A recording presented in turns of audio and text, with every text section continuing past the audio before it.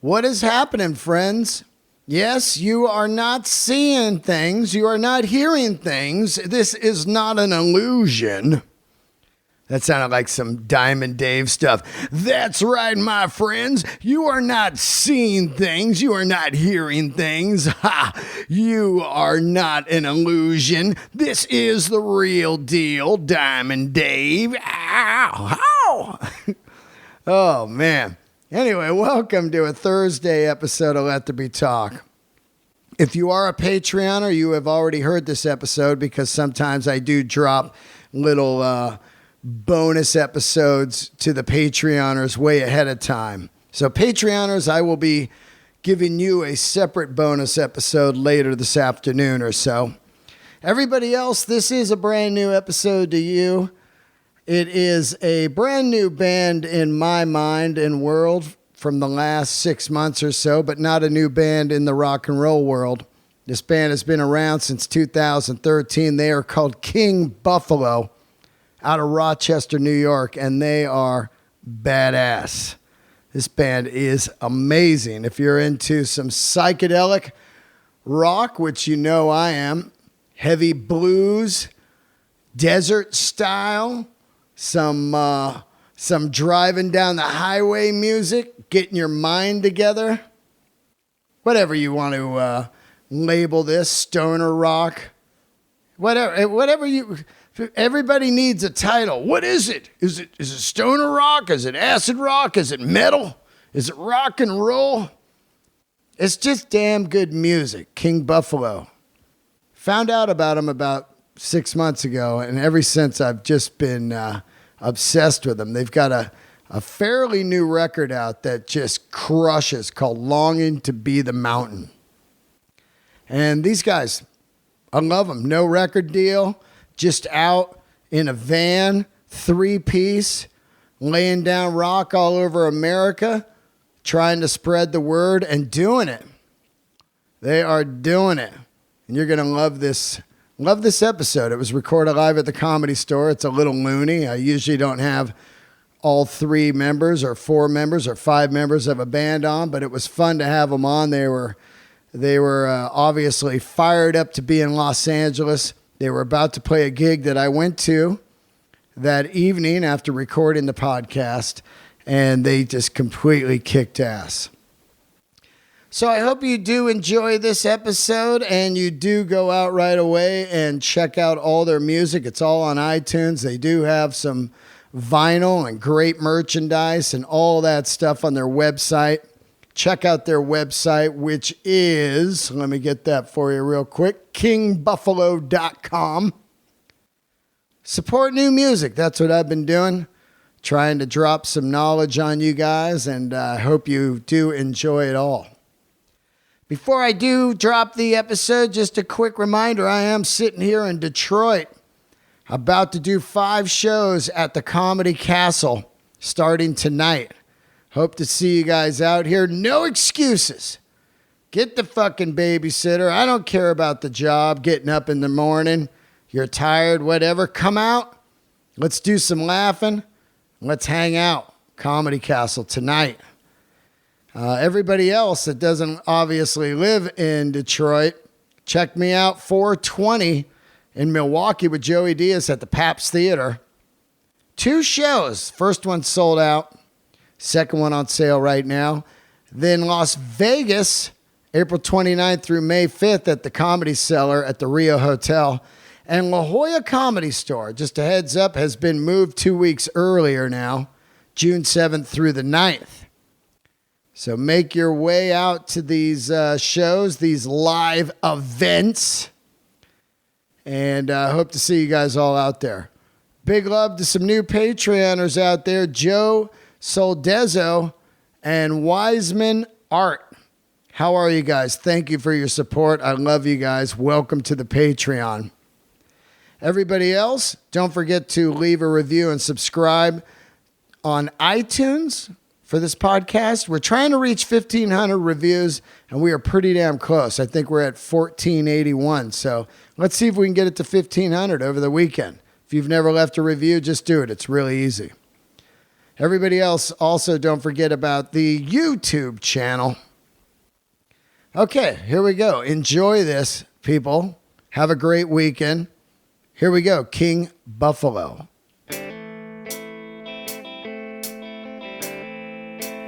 All right, here we are. Another episode of Let There Be Talk. Fantastic guest. King Buffalo is here today. Introduce yourselves, guys. I'm Scott. I play drums. Sean, guitar and vocals. And I'm Dan. I play bass. Dan looks like he's 9. Yeah, that is correct. I'm Dan. Mom let me go on summer camp. Yeah, absolutely. This is a week and a half into tour, and that's how much facial hair he's grown.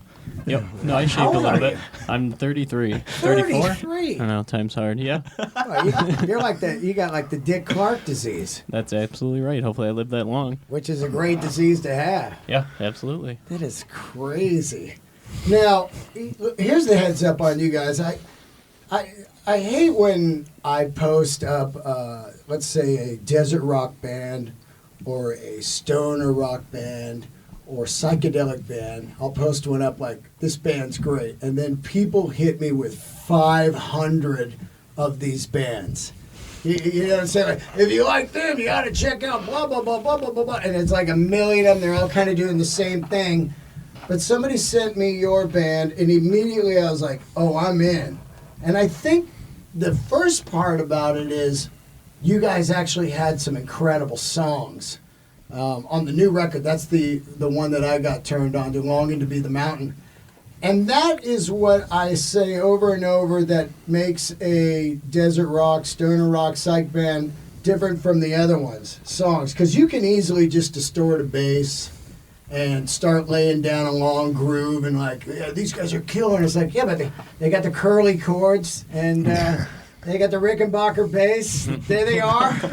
But they don't have the tunes. But you guys, the whole thing knocked me out. And I was obsessed with it right away and started just tweeting like crazy. So let's get into it a little bit. You're a band since 2013, and I'm just finding you now from Rochester, New York, which is an amazing era that we are in because of how I found you guys and how people find each other, right? I mean, totally. I mean, we're the majority of the music industry now is finding people on Spotify and YouTube. I mean, we're a DIY band. We have no label in the States. We're completely like self-distributed. We have a label in Europe, but yeah, a lot of people, it's word of mouth and just like the age of the internet. It's kind of a weird thing. It's great, but also it's also crazy that a label hasn't grabbed you guys and been like, this is fantastic. I mean, you guys are out right now on a tour. How long is this tour? It's About like 20 days total. I think it's 21 days yet. Yep. And then when you go home, do you have day jobs? I don't. Yeah, I do. Yeah, I got a Yeah. part-time job, yeah. Yeah. I mean, that's the era of music that we live in, correct? Like, what do you do since you just grow weed or something? Yeah, I got really good at budgeting, and so now I just, all my time goes into the band or, other things. Yeah, that's great. Yeah. I get it, man. I sell shit on Craigslist, flip stuff on eBay. Whatever you can do to do art is a great thing. But you must have a cool job, and same with you. I had a cool job. I used to sell motorcycles, and the boss was like, yeah, I'd be like, hey, dude. He knew that I would just leave the job if he didn't let me go. So I'd be like, hey, I'm kind of going for 7 days. He's like, yeah, see you when you get back. Yeah, I mean, that's basically the same for me. They need me, luckily, at least up until this point. We'll see how it goes. But, yeah, I mean, it's either fire me or let me go for weeks at a time. And I can do some work on the road, but, he's a super cool guy. He's really into music, so I think he kind of gets it. I think it, passed him by back in the day. He was a drummer, and so I think he understands, he kind of wishes he had done it, so sort of a little vicarious living, perhaps. Yeah, that's great. Yeah, that's great absolutely. When you got a boss like that. Yep. Now, you guys been together since 2013. You're pretty damn young. I'm 53. Who is it that gets you guys into music as a group? Like, how did we start? No, but like what are your bands, your ground zeros? You guys are probably one of the youngest bands I've had on. Usually I get people on, it's either Zeppelin or Kiss. I mean, all that stuff when we were probably teenagers. I mean, at this point, I'd say we all probably kind of have different tastes. But definitely when we were young, when I was just learning to play guitar, it was Sabbath, Pink Floyd, Zeppelin, like all that stuff, Hendrix, and then, like all like the mid to late 90s, like popular new metal bands, like Rage Against the Machine, System of a Down, like all that sort of stuff. But yeah, I mean, the classic rock stuff is like definitely where I started with guitar. I mean, that was like the era of guitar gods, and that's who I wanted to be when I was a kid. Was that like a dad thing or a mom? Did they listen to music, or was it just the neighborhood, or what was going on? They definitely had like, I don't know, some pretty cool taste. Like I know, like one of the first songs I ever like sang along to that I can remember was Ohio, Crosby, Stills, Nash and Young. I'm like 4 or 5 years old, like in the back seat, like thinking like "For Dead in Ohio." Yeah. I thought it was like the coolest thing. Yeah. Like dead people. I don't know. And then like, as I got older, my stepdad was like, you need to listen to Pink Floyd, and I didn't quite get it when I first tried it, and then like once I got to be like 15. And started smoking weed and listened to it again, and I was like, "Oh 15. yeah." The stepdad, like, hey, how come my Pink Floyd records are so appealing now? And he's like, I don't know. You're just in a tree fort smoking weed. Yeah. It's funny to think because Rochester is a huge classic rock town. Oh yeah, Grand, man. It is one of the biggest classic rock markets. And also, that's where Metallica did their, I believe, Kill 'Em All. Yeah, they did. There. They did the one album there. Yep. Is that studio still around up there? So the facility is there. I actually worked at a studio that was in the same facility, but it's all different ownership and gear and everything. But there is a studio that is there still, but it's not. Music America was the company. That's pretty damn cool, though. Yeah, it was pretty wild. Like I'm like, I was just basically like doing like office stuff and engineering there, here and there. I was like, oh yeah, this is like where they were eating like garbage, like bologna and mustard sandwiches, and like, probably throwing up on themselves, and making like an amazing, like an all-time record, An all-time record. I think that being in that location, so far from home, no one around except your bandmates, and like, this is it. We're making a record. Let's fucking go for it. Well, it's funny too because there's like random little like legends about like when they were in town now, of course.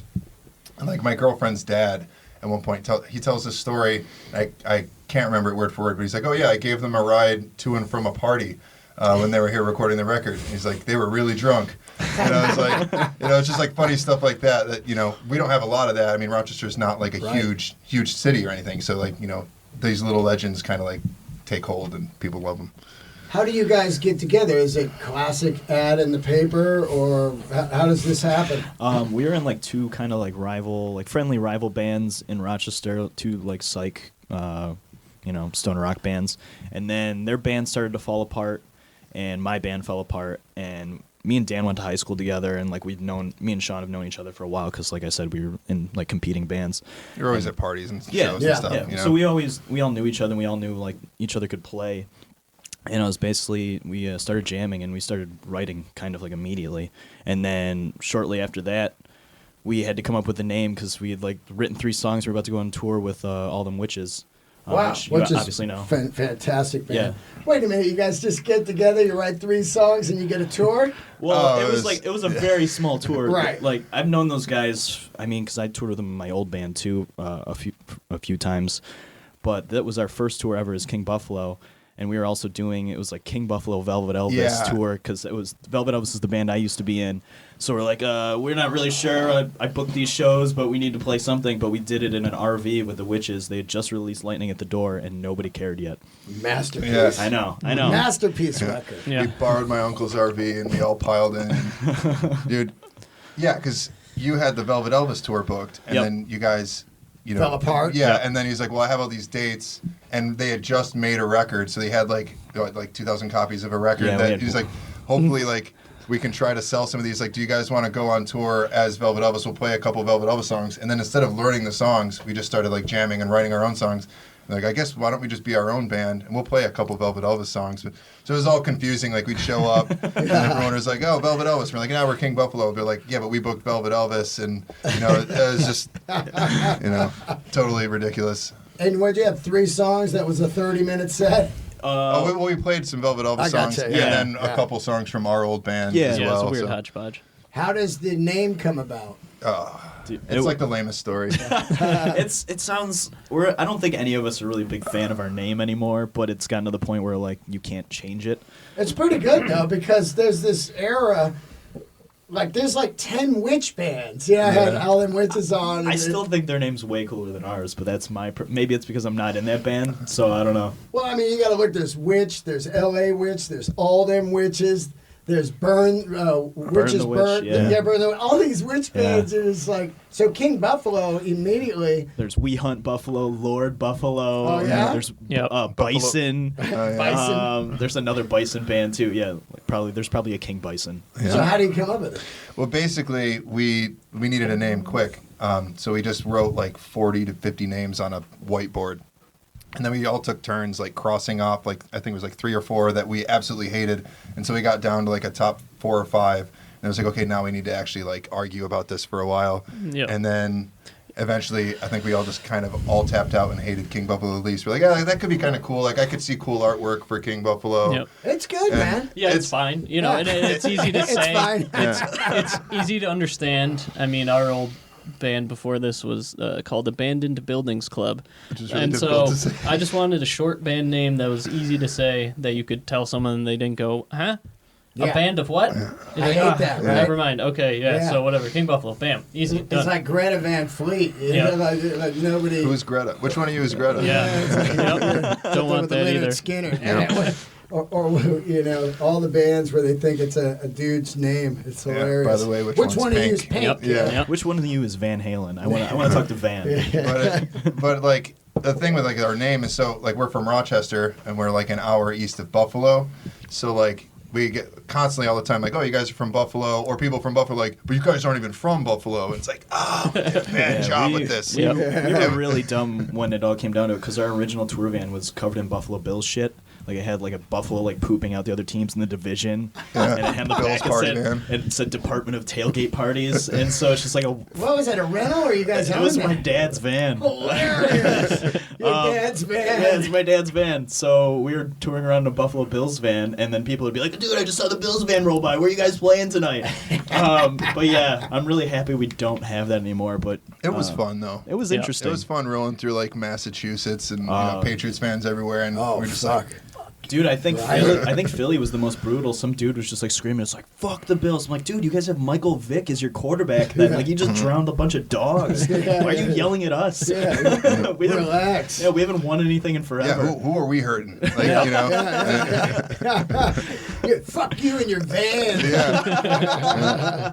What were some of the names that got crossed off? Oh, I can't even remember at this What, point. I mean, Martha Dump Truck was in Oh, there? yeah. it Probably, was right? Randall. What? Yeah, That was on the list, though. we all was- kept like and no one would hilarious. cross off Martha Dump Truck because we it's thought it was amazing. hilarious, and we're like, someone else will cross it off, and it definitely made it to the final 5. Yep. But it was definitely like, yeah, it was.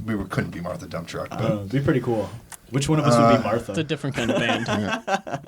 So you guys, was there like a big stoner rock scene up there? Because we all know who the granddaddy is. It's Caius. Yeah. That's the granddaddy of stoner desert rock. And I just was in the desert yesterday. And every time I go there, it's just Thumb is in my head. Over and over. It's just the landscape, everything about that. Pappy and Harriet's out there, Pioneer Town. You just hear Caius. But were you guys big Caius guys, or was it like Sleep? Was it Sabbath and Pink Floyd, or was it the newer stoner rock stuff? I was definitely more into like this, like Sabbath and Sleep at the time was like my favorite thing. But Dead Meadow was actually the thing that I was most obsessed with. Dead Meadow and Black Angels, like definitely a little Black more Angels. more like the psychedelic side. Right. But that time there was definitely there was a pretty good scene in Rochester for that. I mean, we were both, you know, selling out the local dive bars, playing our shows, and there was a lot of bands in the genre then. And then it kind of, you know, I don't know, I think kind of everywhere the Yeah. genre's kind of taken a dip in a lot of places in the Yeah. country. Yeah, there's been a definite shift. There's like, it's obviously a lot more pop rock now. You can kind of see the shifting happening. But yeah, definitely Sabbath. I would say about 10 years ago, maybe 7 or whatever, everyone was Sabbath. Yeah. It Yep. was Oh, yeah. crazy. Sabbath I mean, worship lives. Yeah. But exact. And after a while, it was just kind of like, What's the point? It's like, yeah, cool. You sound great, and the shows are kind of cool, but it's like, this is Sabbath. It was really bizarre. And there'd be festivals of this stuff, and everybody had the same thing, you know? It was really bizarre. That's one of the better things about like the European festivals, like the way they're organized, because they're actually putting in different genres of music. It's not like, hey, there's 9 bands that sound like this, because if you listen to anything for too long, you're just going to lose interest. You can't hold interest for that long anymore, especially now. Oh, in the ADD world, it's a totally different world of playing music now.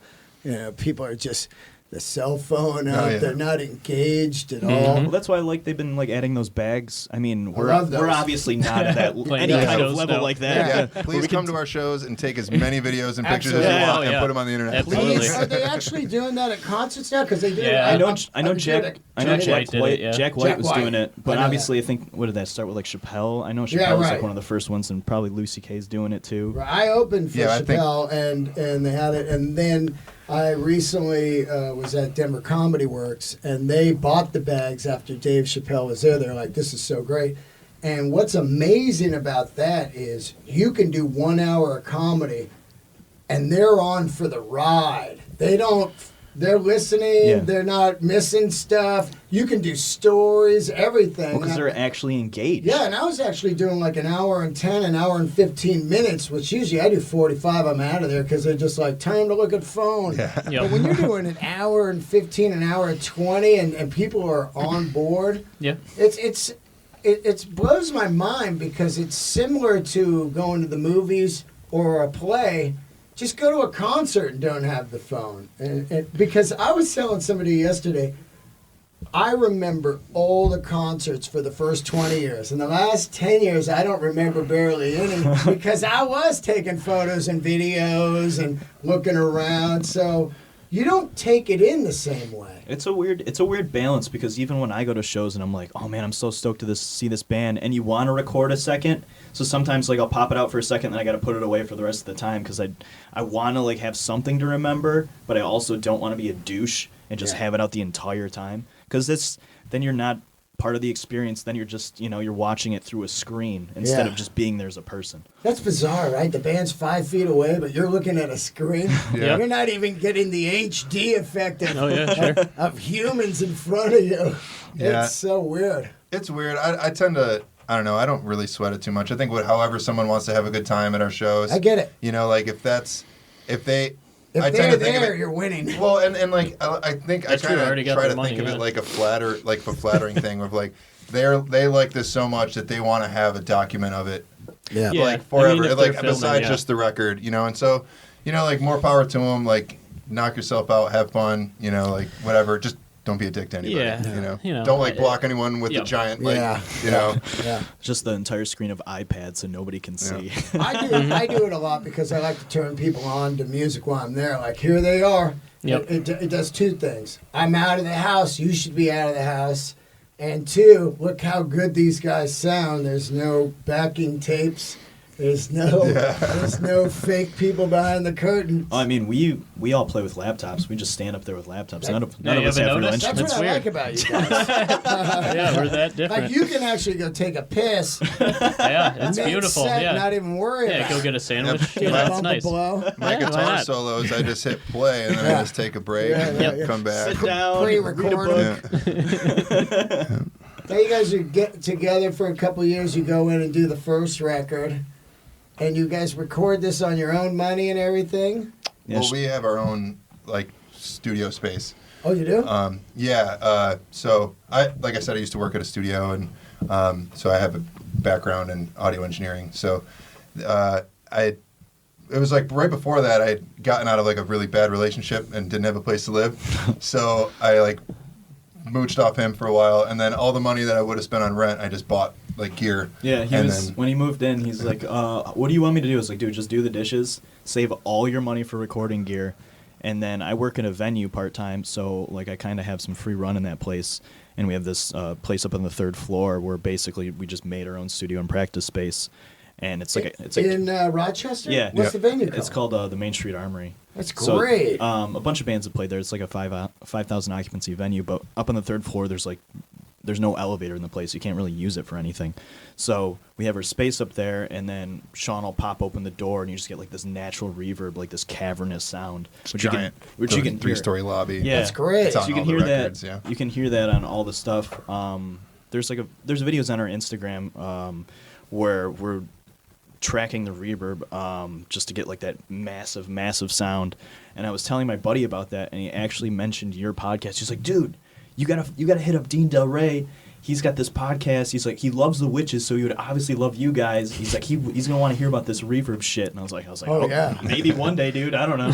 Well, I love that shit because my Morning Jacket, which worshipped Neil Young, they went all out and they made a reverb tank out of a huge silo at a farm. Nice. What? Oh, yeah. So that's what their reverb is. It's one of those huge silos that they would keep like seed in or water or whatever for the farms. Yeah, like the corn feed. And that's why when you listen to their records, it's just washed in this monster reverb that's natural. It's not a fake processed one. And his records, they sound amazing. That guy's amazing, you know?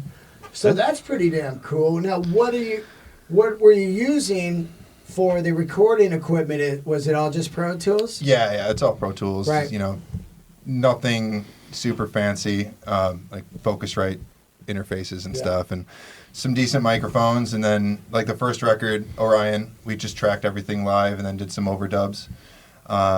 Is that a tribute to Metallica?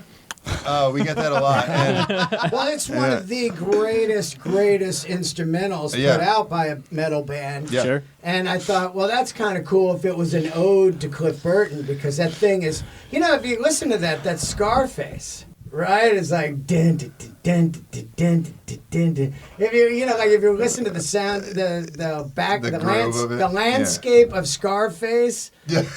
Listen to that next I'll have to time. do that, yeah. Oh, absolutely. When you listen to it, you go, like, wait a minute, this is, I don't know if Scarface was before Masters or after, but it's the same kind of vibe. That's funny. Yeah. I never noticed that. Yeah. But I just played Master of Puppets because that's I was true. definitely more into like metal than these guys were. That Master of Puppets was like, I played along to that record like every night in my That room. thing's the Bible. And I was like, yeah, Dan, you're finally going to like listen start to finish to Master of Puppets, on one of our long drives. So. Yeah. What do you listen to? Right now I've been listening to, I can't even pronounce their name. It's like they're a 3-piece. It's a chick bassist. It's like Kareka Bang or Karongbin. There you And go. They're amazing. Bam. From Houston. Yeah, they're a really awesome band. They're like a psych band. The OCs I've been listening to a lot. 'Cause Yes, he's incredible, right? I got into them super late. I've been finding a lot of things way later than every human should, but that's what's great about music. yeah. Like, I didn't get into the Dead till a couple years ago because I grew up in the Bay Area. It was like Metallica guy. So I was like, fuck the Dead.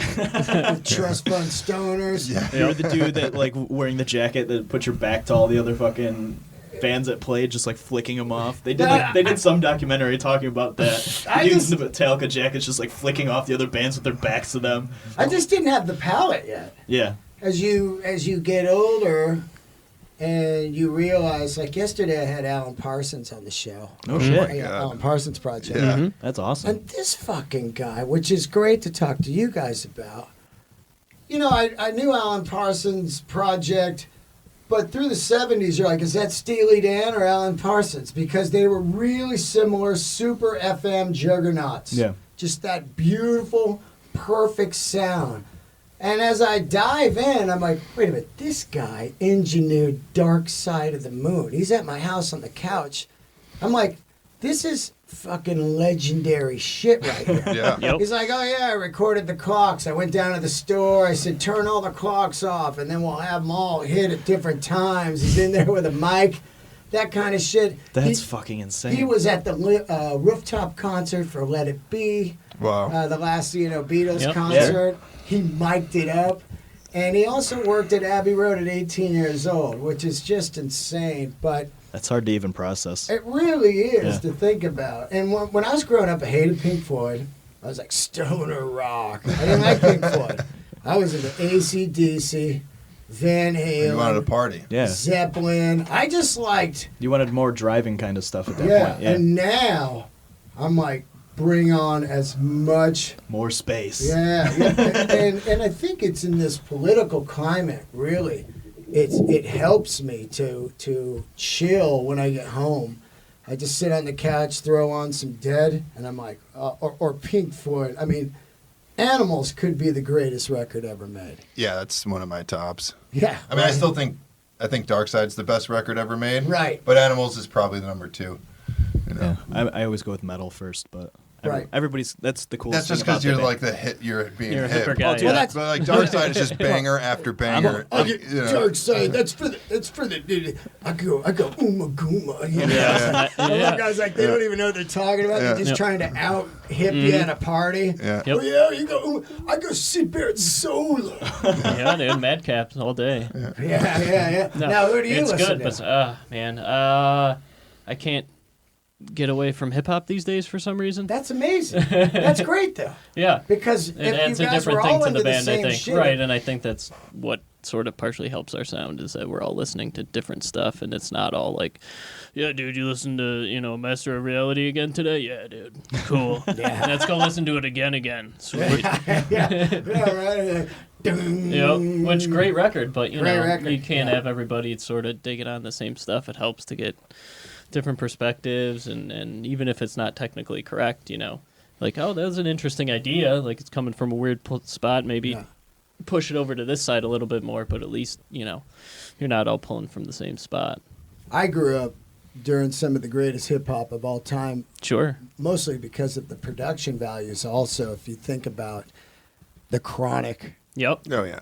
what this record sounds like. I mean, I think a great thing about your new record is the sound, which is it sounds fantastic.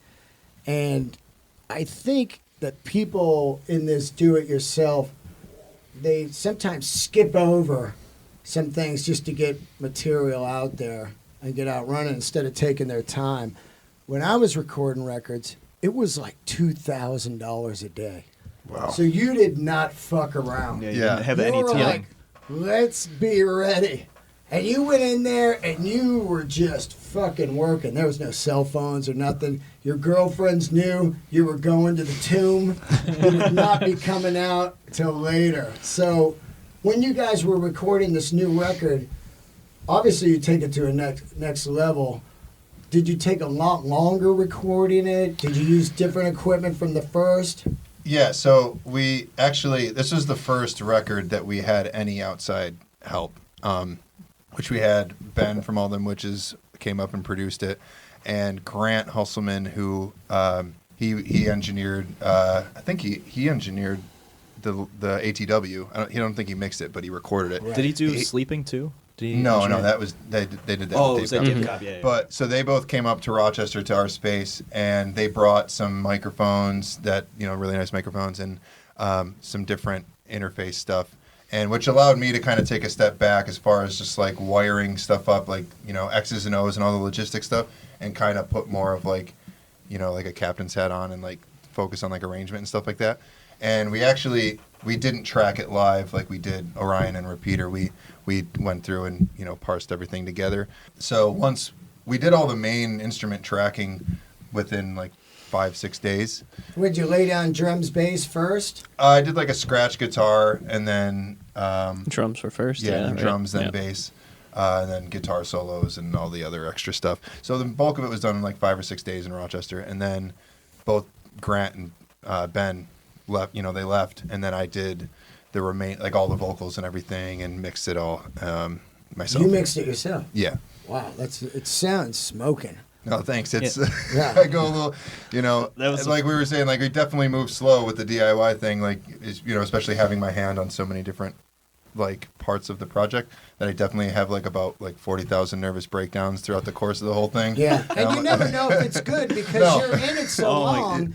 You're I've like, seen- is this any good? I've seen him like on the bridge of an Extinction, just him pulling his hair out. I know we were on tour with The Sword last March, and we were listening to it in the van, And we had just got the masters back. Yeah. Like, it was just, we had just had it mastered, and the guy emailed it to us, and we were going to listen to it in the van for the first time, Right. like, mastered. Dan was driving, me and Sean were in the back, Yeah. and we're kind of freaking out, like, dude, our record sucks. Yeah, Like, Sean's what- like, dude, does this suck? I'm like, we were convinced. They were couldn't both, tell. they're both a little stoned. I'm just driving like, dude, no, it's great. Just give it a second. Like, hold on. I think me and Sean, at least me, I know I was convinced that we sucked, and I'm like, dude, I can't believe like we had such a letdown after like Orion. Like, what were we thinking? And then we sent it to Rolf, the dude that runs Stickman in Europe, and he's like, no, the album's great. It gave me goosebumps. Like, it's your best stuff yet. And I'm like, oh, we don't suck. Oh, yeah. Thanks, Yeah. sweet baby Jesus. Well, we took, like, I don't know, we tried a lot of different things, like arrangement-wise, and, you know, one of the things we wanted to make an effort of was to be, like, our quietest and, like, most melodic and softest in spots, and then also our, like, loudest and brashest in spots. So, like, we definitely took some swings and did some things that, you know, put ourselves out of our comfort zone. So when we got it back, it was like, what the hell did we just do? Well, yeah. You know, like, Yeah. are people going to hate this? Like, are the people that love Orion and Repeat, are they going to think this is trash? Like, what did we make? And then, I mean, part of that for me is just the fact that I had my head in it for so long. course. And then once I got to, like, take a step back and everything was done, I was like, okay, well, I guess it is what it is. And, you know, it got positive feedback, so I felt good about it. It can get super terrifying because you're listening to it more than any other person ever will, and you're hearing every tiny mistake that no person is going to realize or, you know, witness. You're in it so much that, is this even a song anymore? You know, Yeah. you just like lose yourself in it. I listen to my record from '99 about once a year, and I sit there and think like, I wonder what I was freaking out about Yeah, when yeah. this came out, because I listen to it right now. I go, this is fucking good. Yeah. I mean, I'm not like, oh, I'm great, but I was like, well, it sounds great. It was done in a pro studio. The songs flow. The order is great. The sequencing, everything. And I know that I was to the day, because there's a day. I'm such a weird perfectionist. I recorded 2 comedy records, and they're sitting on the shelf right now. People are like, where's those records? I'm like, I'll make the one. I'll make the one because I say this about my record right now. There's no cringeworthy moments.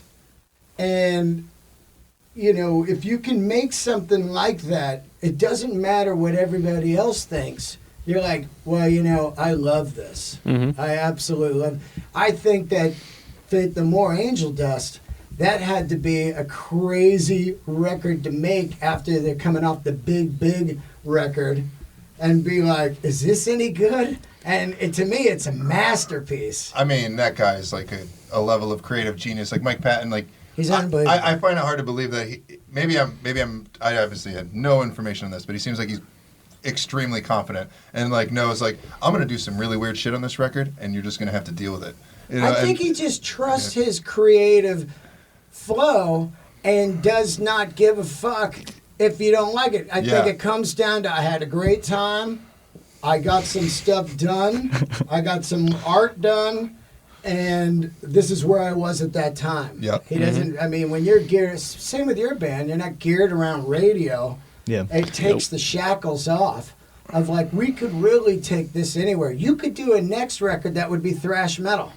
It would not be questioned. I'm just saying there's no rules in your landscape of music. That's how I feel, you know? Yeah, I mean, Yeah. you're not like stopped by the limitations of a label or, you know, with the only pressure we have is the pressure we put on ourselves. So that makes it a lot easier. And like you were talking about the writing process, you went in there and you had to fucking be in tunnel vision because you have to nail it, get it done because you're costing so much, like an hour. We're lucky in that we can spend the time, and if it doesn't sound right, we can go back and, you know, make those changes, which makes it way less stressful than it could be. Well, there's two ways of doing it. One's totally dangerous. We got to get this fucking done, and that's all we had money and we ran out. And sometimes lightning strikes. Oh, totally. And you're going, holy shit! Look at all these great records made in the '70s. I was just talking to Alan Parsons. I was like, well, these records sound unbelievable. Well, of course, he learned in Abbey Road. Yeah. You know, so he knows what the gold standard is. But I go, how long do these things take? Like a year? Because they sound like year-long records. And he's all, nah, Yeah, it'll hell be no. like 2-3 weeks. Yeah. I mean, 2-3 weeks. But look at all the great ones like Neil Young, Or Van Halen 1 done in like 7 days. Yeah. That kind of stuff. I mean, wasn't Paranoid done in 2 days? There I you think, go. Like that, yeah. You know, I think Yep. it was something absurd. Yeah, you know? well, they came up with the title track like in the studio supposedly. Yeah, it's like They just wrote had it some more then and they're time like, to- we need like a 3.5 minute song. It's like, Yeah. like, oh, here's and you some just power wrote chords. a Yeah. gigantic hit just Yeah. out of your, it's amazing. Yeah. But yeah, I mean, they didn't mess around. I mean, it's good to have time. It's also good to have the constraint a little bit, depending on the music, especially. Like, you don't want to go too outrageous and then just like tear it all apart. Well, you could- because you have all the time you need to just like overthink it, You basically. could go Yeah. full on Brian Wilson and just Yep. slip into madness trying Well, to. that's the other So that's piece. pretty much That's what we the other do side. now. Yeah. That's what I do now. Well, that's the other side. And Yeah, after a but we while, had a you deadline, gotta have though. somebody come in. That's almost where it's like a manager or a label comes in and helps you because they're like, all right, guys, we're done here. Yep. Yeah. Well, we kind of had a soft deadline, I guess. I Yeah. mean, we had a tour sort of booked, and we were like, well, we'll need something new to sell. So we got to finish a record so we can make a money selling a thing. You know, have some new songs to play, keep things fresh. We don't, you can't, in this day and age, sit on the same songs for years and years. Like, people are going to want something new, which is great because we want to write new stuff anyway. But you can't, write a record at our level anyway, like 5-6 years. Like, you got to keep churning out good, cool stuff all the time. Absolutely. Are you guys drug guys? I mean, Psychedelics? I'm on drugs right now. Yeah. But psychedelics or anything? I used to be a lot. Yeah. you know. Psychedelics? Yeah. But, I kind of did a lot, and then it got to the point where it wasn't fun anymore. It was Yeah. kind of like stressful. Guys, Yeah. I You kinda- take the I ride felt- for a while. I felt like I got as introspective as I needed to ever get. And it was like, yeah, now I'm just like freaking out. And I get I'm it. good on this now, I get it. Like, I know guys that take acid all the time, and I'm like, Yep. well, I took acid twice, and that was good for me. But I took mushrooms probably 20 times, and you remember all of them. I think that makes it special.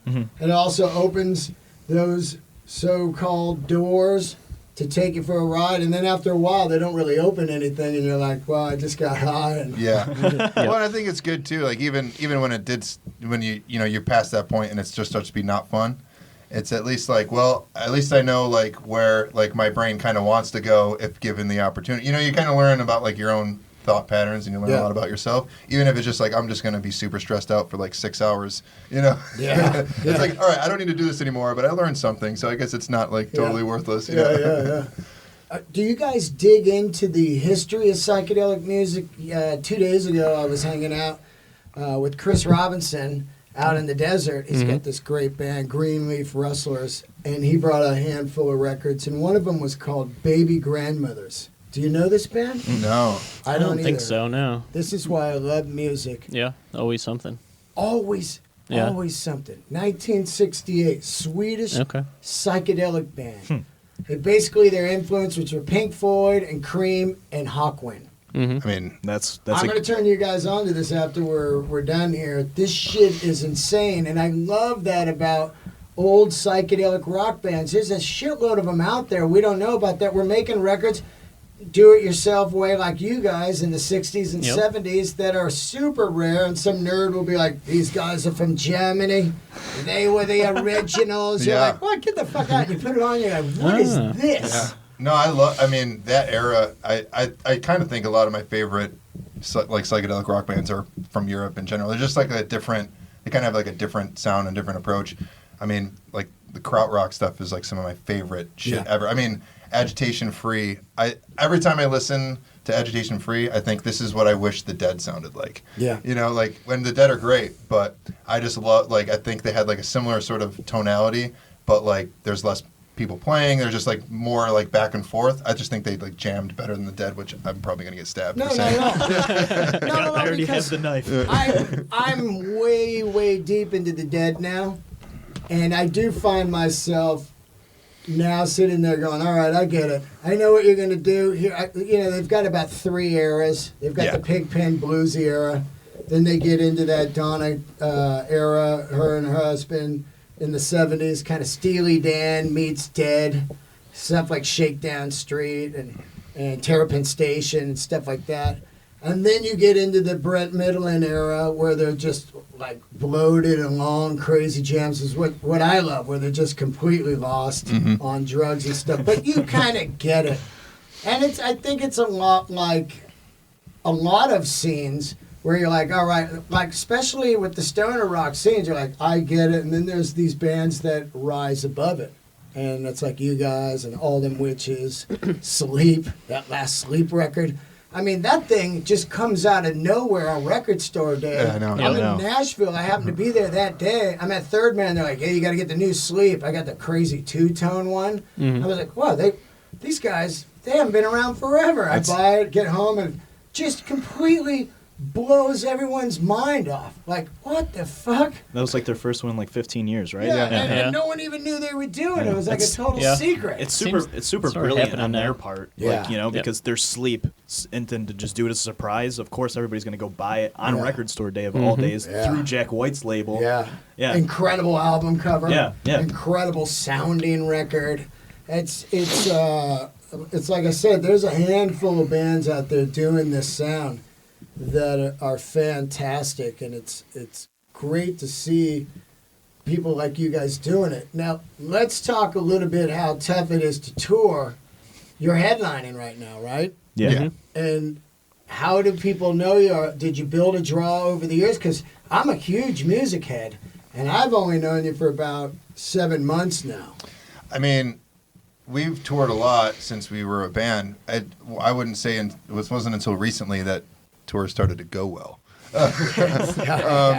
Some early nightmare ones? Well, it was just like, a lot of playing to the bartenders, like we were just living out of a van, kind of being bums and having fun. But like, I don't know, our first West Coast tour was about like a year ago. Exactly. Last March, yeah. And we came out with direct support for The Sword. And so like doing that like definitely helped, got us in front of bigger crowds. We had never been out to the West Coast.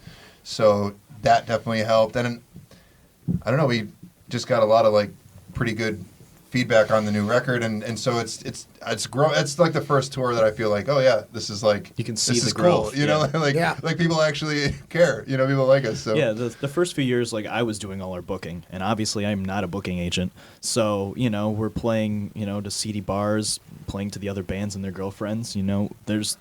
They weren't always the best. Even that first tour with the Witches, we were playing to them a lot of the nights, and they were playing to us. Well, even the Witches was empty when I went to see them on that record. Oh, so you actually saw them when they did Lightning? Yeah, they played at the Roxy, and there was no one there. Oh, yeah. I'm not saying no one, but there's about 100 people. That's way more than no one. Yeah. But I'm saying for the Roxy in L.A. Yeah. It's a big place. And such a great fucking record. Yeah. I'm thinking, I better get my ticket now. It's going to be crazy. And me and my 3 buddies went and we're like, oh, plenty of room in here. And it seems like the longer you stay in the game, and if you're killing it like they did, the next time they come, it's way more packed. And all of a sudden they got the Primus tour. And people are moving forward, seeing them. I remember we were recording Longing in January, and Ben was obviously there because he produced it. And they had just found out that they were doing the Primus tour, and then we just found out we were doing the Sword tour. So they're like, oh my God, dude, we're doing like the biggest tours ever. But yeah, I mean, it's always been a struggle. We're just getting to the point where you see the growth, and it's exciting, and people like know the songs. But yeah, you're living out of a van. So no hotel rooms? Do you just kind of sleep where you can? Yeah, I mean, a lot of Walmarts. We get hotels here and there if it's too hot or too cold. Yeah. We don't want to die in the van. Yeah. So Walmart in the van? Oh, yeah. Yeah, I mean, just pull into a lot we're seeing America at its finest. Because it's 24 hours or something, Yeah. so they don't notice you're there? Well, no, you can park RVs there. Like that. It's like part of their company policy. Oh, is that right? Yeah, so 24/7 Walmarts or truck Not stops. all of them. Not all there's of like them. a list. It seems to be changing, actually. They seem to be changing their policy away from it. So we'll see what luckily happens. at this point we're starting to be more successful, so we'll move away from the Walmarts hopefully soon. What's that like? I'm just curious. What's it like sleeping in your van? Because your gear's in the trailer. Yeah. Well, I built bunks, so it's actually pretty legit. I get that, but are you worried about that gear, some meth heads? Because Walmarts attract some serious meth. Honestly, I'm worried about it less when we're in the van than when we're like, at a hotel. I got that. I'm or worried like about staying the gear with a right now. Yeah. I always, we had a van, and what we did was we saw other bands doing this at the time. was you built a bunk over the back 2 bench seats, and then underneath you put all the gear there so they don't see the gear, and then you had, it was a metal box, so you couldn't even get into the gear if you broke the windows. Yeah. It was all inside this box, and that was the bunk. Yeah. Super dangerous, guy sleeping on the bunk while you're driving down the road. Oh, yeah. Whoa! Yeah, we do that. When you're on tour, man, you see some shit on the highway, Oh, yeah. right? Mm-hmm. Like car crashes you can't believe. Yeah. Oh, yeah. Me and Dan saw that one guy, like, it was like some shit out of Fast and Furious. These dudes just Oh, yeah. speeding around each other, and then they both pulled over and just see a group of guys chasing after the other car. I'm like, what the fuck is going to happen? Just keep going. Yeah. I do not want to be part of this shit. Yeah, I don't need to be seeing a murder. I was not a witness. I saw nothing. Yeah, that's the next record, Witness to a Murder. It's hip-hop inspired. Yeah, by there we you. go. Yeah, absolutely. You're like, here, Witness to a Murder. Also, boy. you're the Oh, dude, you're front going man. super no. 80s? Going Yeah. some cock rock? Yeah. No, we're going to Like- rap rock, dude. Yeah, Oh, okay. rap. Oh, God, bring Witness it. to a Yep. murder, yeah. Call up, yeah, I can get down to this yeah. idea. Call up Thirst. We'll do it. All right, if you look at it, Rage, I've Oh, said yeah. this a million times, could be one of the most brutal, greatest bands of all Yeah, time. that's like Without one of, question, one of the yeah. best punk bands of all time, When as I- far as I'm concerned. It's funny because that kind of alternative of like we're totally different than anybody is just mind-boggling just to think about. It's funny. It's too bad that there's not like a Lollapalooza anymore, where you guys could jump on one of those side stages. Back when they had the side stage, you just do the whole tour because the amount of eyes that get on you on those are just crazy. I mean, it was. I kind of talk about this a lot. Like I think about that. You know, you're talking about the '90s and into the late '90s. Like that was kind of like the last era of like really like big budget rock records Yep. and like bands trying to sound completely different than anything else. I mean, even us, like we're like a throwback band. You know, like Right. we're pulling from a lot of old stuff. But like those bands in the '90s, even like the ones that people don't like, you know, like are still like completely original, like Korn. You know, like Oh, as like people are like, that oh yeah, shit is that's so it's incredibly original, and Yeah. like I think it's amazing. Like I look back on that era very fondly. Like that doesn't exist anymore, Yeah. and I kind of miss that. Of like, who knows? I mean, fucking Korn was the kings of TRL. That is insane. That really is insane. I remember the first time seeing them was at the record release for their first record at a thing that was called the Concrete Convention. That was basically a convention they had for radio and magazines and everybody, and they would come to like a hotel and watch all the new bands, the heavy stuff, and then figure out how to book them on tours, what radio and everything. This thing was genius because you'd schmooze up these guys with coke and booze, and they'd be like, "Yeah, I think we can get them on the radio." Just fucking great. And Wow. Korn So that's came- how you make it. Yeah, that's It's like a weird rock and roll trade you show. gotta know this. It's not about talent. It isn't? Oh, shit. We're so fucked. Yeah, it's so No, we're good then. We're perfect. We're just from we a just small gotta buy some city. coke. Yeah. It's fine. But they came on, and I remember I was still playing kind of just straight ahead rock and roll, and I was definitely way into the Dirt. I mean the Dirt record, not the Dirt Motley movie, but Alice in Chains. yeah. Okay, yeah. That thing was just insane to me in Soundgarden. But these guys come on, and Jonathan's got a kilt. They open up, he's playing bagpipes, and he's just like, "Oh, you!" And then the fucking place starts going I can only crazy. I'm like, imagine. fuck these guys. And that was a straight jealous thing. I was like, these Yep. guys suck. And my buddy did the record, Ross Robinson. And I'm like, those guys are fucking, I called him a cookie, this pre-Cookie Monster. I was like, and then later I was like, that fucking band is on. Dude, Yeah, that record was on. The riffs are incredible. I mean, Oh. yeah, I So love original. I love that era. Seven yeah. string going on. Yeah, that bass tone that's out of control. Yeah, Yeah. absolutely. Playing it. He's like Just playing weird, it at his clacky shins. nonsense. Yeah, but it's perfect. And funky beats. Yeah. It was You know, a weird hodgepodge That of David things Sullivan could play the fuck out of some Yeah. funk beats. Yeah. Yeah, I used to shit on 90s music. I was like, 90s had a bunch of junk. And then one time I Googled 90s rock just to see. And then I was like, hey, this is some of the greatest music ever. Yeah, there's so much good stuff there. Lollapalooza really showed a lot of that, which is great. Yeah. Now, you guys are out, and how many dates is the tour? I think it was 18 out of 21 days. So we had 18 shows in 21 days, something like that. And where did it start? And is it just all the way across?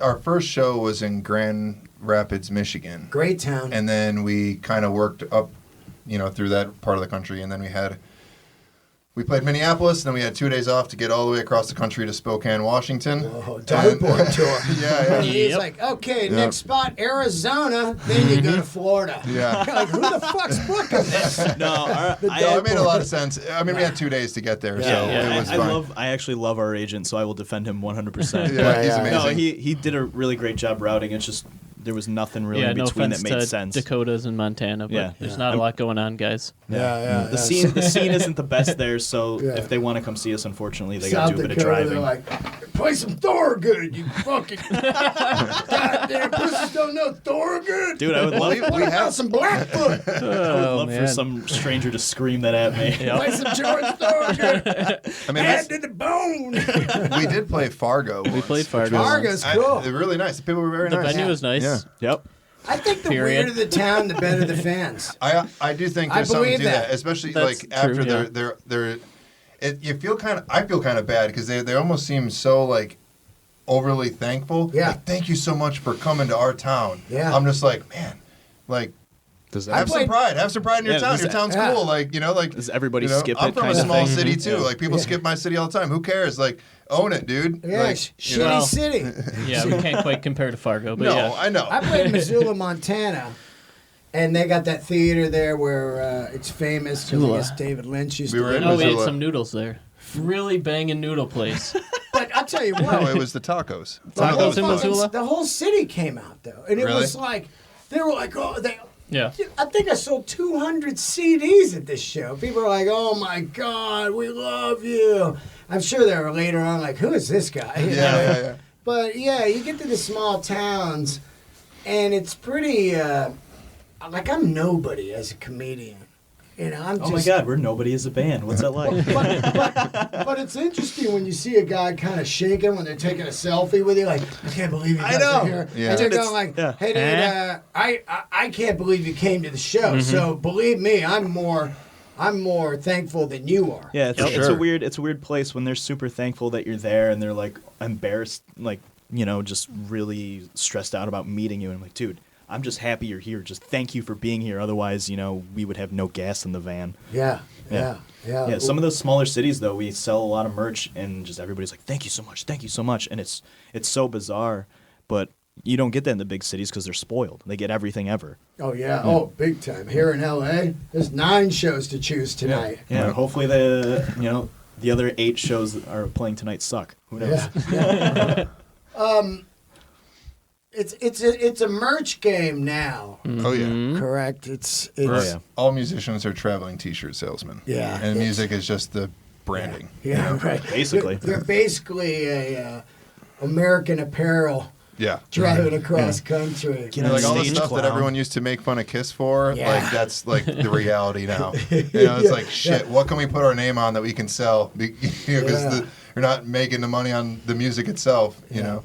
Yeah, I've been doing this show 7 years, and I can't even tell you how many times I just say over and over, thank God for vinyl right now. Oh, dude, Yes, that absolutely. saved us. Yep. It Seriously. really does. Like, Although it's the worst merch to sell. To It's bring on tour, yeah. the worst. yeah, because it can warp and all the problems that go associated And with so it. heavy Yeah. and But- all that. But I mean, that's the thing that's basically saved us and makes us able to be a band and not have to work full-time jobs all the time. Yeah, because without vinyl sales, we'd be so fucked.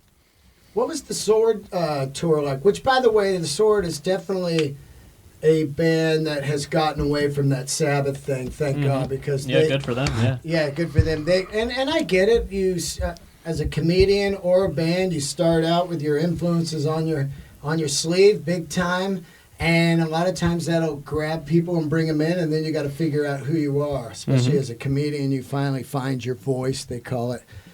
But the Sword have definitely gotten away from that. how was that tour? Because they do have a great following.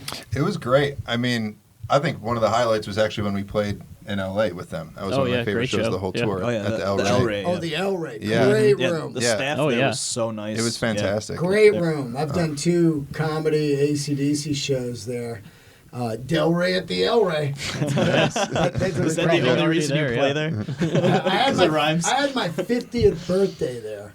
And that room has some serious magic. The only shitty thing about it is if a band's playing, to get to the backstage, you got to walk across the stage. Yeah, that's right. Like, Yeah. hey, just walking by your set right now. Try to find the Yeah. seam in the curtain. I made sure to grab yeah. grab like an armful of beer from the green room so I didn't have to go through there during the sword set because they were like, no, don't worry about it. Just walk back there. It's your green room too. I'm like, yeah, no way, dude. Yeah. No way am I about to be that guy who's like shimmying across the stage while the swords like trip over ripping a it up. microphone You know? and like knock something over. Yeah. Yeah, right? What was that in Minneapolis where the sound guy came over and like, touched? It was Minneapolis. Yeah, the he sound touched, guy- Avenue? he touched no. with the sword. Skyway. It was the Skyway Theater. The sound guy came over and touched the drummer on the shoulder while he was playing and like asking if his levels are okay. And he's like, "Dude, what are you doing on stage?" Oh my god! Yeah, and I'm like, Are your levels okay? Like it's sound checked. No, but this this is is while during the people show. during That's the what I'm show. saying. Yeah. He's acting like it's sound checked. it's you like know 10 those songs guys in, walk you know? around now on stage while With you're the checking iPad. and they Yeah. got the I iPad. I couldn't fucking What believe the fuck it. are you doing? How do you have zero self-awareness? There's a fucking show going on. You're touching the drummer while he's playing. Insane. Yeah, but those guys were so amazing. How many dates was it? It must have been 3 or 4 weeks. I don't remember off the top of my head. It was It was about a month, 4. yeah. Yeah, it was 4 weeks. Yeah. God, that's got to be great. It was awesome, and they were the nicest guys, and I think it did a lot for us. It was really cool. It was definitely huge for exposure because we're still unknown, and they were the nicest guys ever, and they treated us like family. Like I still text Brian every once in a while, and Dave, their tech, just finished up a tour with Clutch, and he just like recently had a baby, and I have like little boys, so we're always like doing baby shit. But yeah, they're the coolest fucking dudes ever, and like we can't thank them enough. Yeah, those guys, I mean, they've built up something for sure. I'll tell you what, though, a lot of people know who you guys are because when I posted up the record in my Instagram, people are like, oh, yeah, it's so cool you like King Bubba. Oh, those guys, yeah, I saw them last year. Or, oh, they rock. Oh, they... A lot of East Coast people. Yeah. Oh, for we've sure. done the East Yeah. Coast a million Yeah, times. you can tell because there was a lot of East Coast people knew who you were. Cool. And it was, I mean, that's always, here I think, I've got something for you guys, here you go. And the people are like, oh, I was on that 2 years ago. Where the fuck have you been, dude? Hey, you're fucking slow. I told you about them at a gig, and, Yeah. Yeah, that's pretty cool. Now, okay, let's see where you're going. What do you got left here? How many dates? Well, we've done about a week and a half-ish, so we got about another 2 weeks. It's a week. How's and the a half crowd? left, Yeah, basically. we're pretty much right at the halfway point. Yeah. Yeah. Just about. Yeah, How the crowd's been? been Great. good. This is Yeah. definitely the best tour we've ever been on as far as like attendance and like selling things. So we're happy because we got to buy a new trailer. We got fucking expenses. Like I said, Is the trailer fucked? no, the trailer's fine, but it's just getting too small. We've got It's too much small. shit We now. got too much merch and stuff Oh. now. Yeah. Why did you change your voice? Yeah, well, Because we're getting cooler. It turns out they're a 4-piece now. Here's Bobby, who plays congas. Dan now has split personalities. He just came in from the trailer. Yeah, they just let me out of the trailer. You fucking guys, man. Yeah, get a bigger trailer, man. Come on. What? We're what? no, the tour's been great. Where do you shower? At the venues? It depends. Sometimes, yeah. If they have a shower, yeah. If we got it at a hotel, we'll, sometimes if it's getting to be too long, and even if the weather's fine, but it's been too long in the shower, we'll just get a freaking hotel room. Yeah. But No roadies, nothing, just you guys? and a sound guy. Yeah. The sound guy. Yeah, Grant, The who guy who actually did the engineered our record. record, he was doing tours with the Witches for a while. He's a great dude, and we sound much better now because we have him, which Right. is yay, small victories. Does he drive the van, or you guys split that up? That's mostly Sean. I always drove. I love driving. Yeah. I mean, I get really stressed out like riding in the back Yeah. during the day. I'm like, no offense to you guys, but I hate the way you drive. Yeah. So I That's why I hate the way you drive, Sean. too. Well, drive like a champ. I toured pre-GPS, so I'd be like, all right, I'm going to Oh, catch boy, a nap. yeah. And then I wake up and I'd be like, hey, where the fuck are we? And then, I don't know, man. I just, old maps. Oh, when you had to have Jesus, paper dude. maps out. Dude, Oh. I that was terrifying because my dad went blind when I was super young. So as soon as I turned 16, I'd be driving around, and then he'd be like, "Where are you?" I'm like, "Hold on, I gotta stop and pull up the map." He's like, "Just like fucking get there," and I'm just like, "You have no idea where I am, Dad. Like, stop yelling at me." Yeah, it's just like How did he lose his sight? he got in a boat accident. He was out on his boat at like night, and the one side of the pier has no lights on it, Yeah. and I guess he was hammered, and somebody else was driving, and he just like fucking hit that shit like 40 knots. Whoa. Yeah, so he just ate. Oh, I got you're laughing. Well, I'm like, all right, like, oh yeah, he was fucking hammered, and someone else was driving, and we're like, wow, this is a pretty traumatic story to get. I mean, I'm trying to give like the brief, Yeah, like, yeah, I'm not, I get it. so it was, So that's what the new record's about. Yeah. No, I was just like, wow, this is a deep story here Yeah, for yeah. the podcast. I'm okay. That I'm is okay, guys. heavy. That is I'm okay. Yeah. Everything's gonna be okay. 3-piece. Let's get into the equipment because I do have equipment nerds out there, and I love gear myself. I'm an absolute gear freak. What do you got for guitar and amp? My guitar is a Hagstrom Deluxe D2F. Whoa, Hagstrom. You're Yeah. like old school. Well, it's one of the newer Oh, ones. yeah. Gotcha. One of the cheap Chinese ones Yeah. that I just found at a local guitar shop in Rochester that they couldn't sell because Yeah. they're not that popular, and it's kind of like an ugly gold sparkle. Yeah. And so I bought it and immediately got it home and regretted it. It just didn't sound great. And then I swapped out the pickups and dolled it up. And now it's like my favorite guitar. And so that's my main guitar. My amp is just a 72 Twin. Whoa. Super, super loud. Yeah. I run it at half power. Oh, So gotcha. it's 2 of the power tubes are out. And then, so it's loud still, but it's not full unbridled twin. And then an assortment of pedals that are always driving me freaking crazy. Any Earthquaker shit in there? No, I liked a lot of the Earthquaker stuff.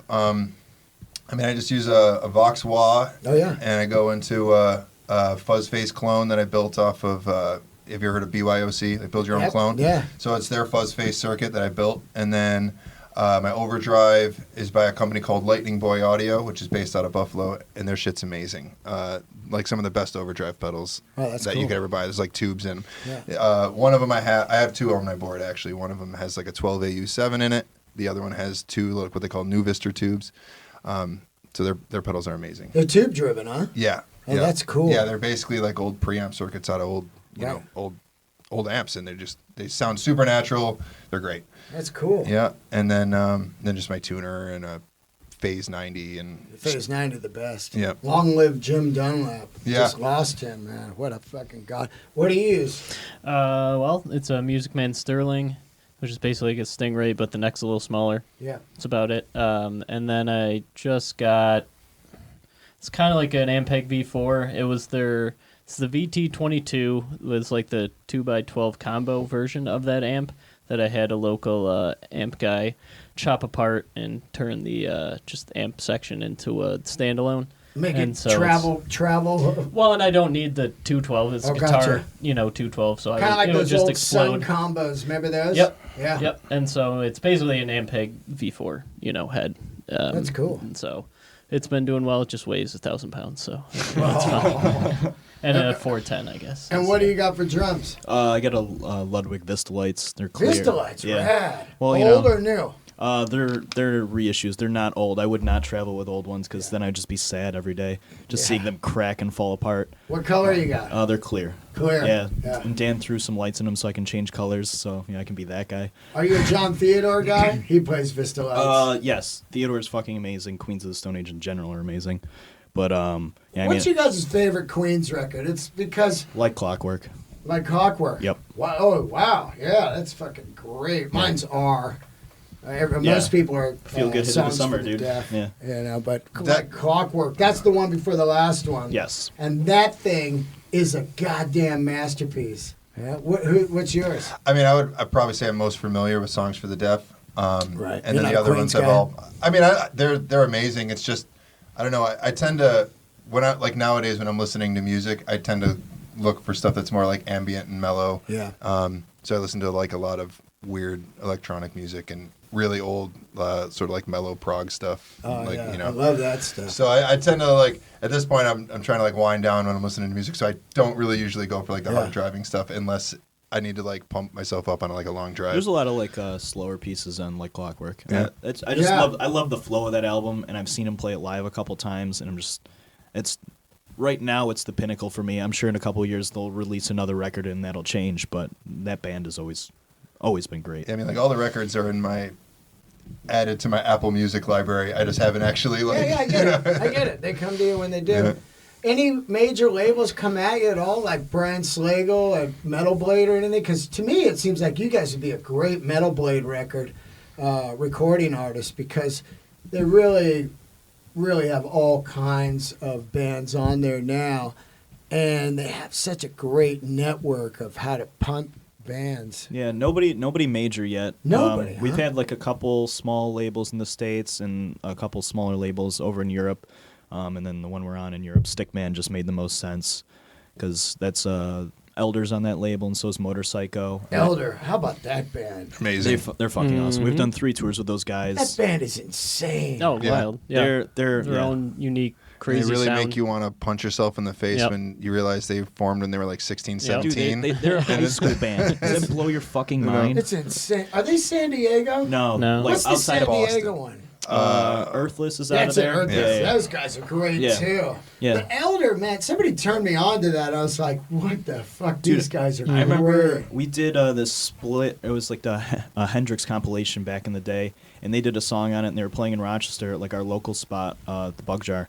And so I was like, oh, I'll go there. I'll go schmooze. You know, I don't really give a shit about this band.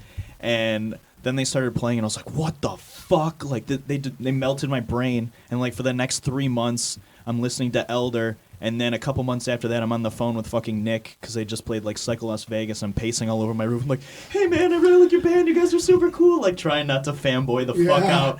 And then we do like 3 tours with them, and I'm like, oh yeah, they're my friends now. It's just, I love that. It's a weird fucking experience because you're like, dude, like you're like shredding because they're just like they're annihilating you, and then you're like, oh wait, I'm friends with those guys. It's like a weird out of body like experience kind of fucking thing. Yeah. You guys split up, switch up the set list at all every night, or?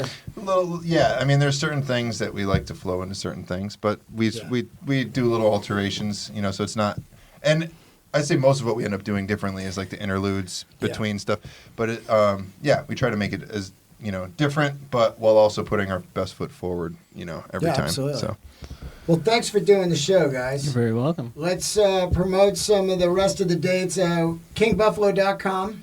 Yep. Mm-hmm. All the tour dates on there.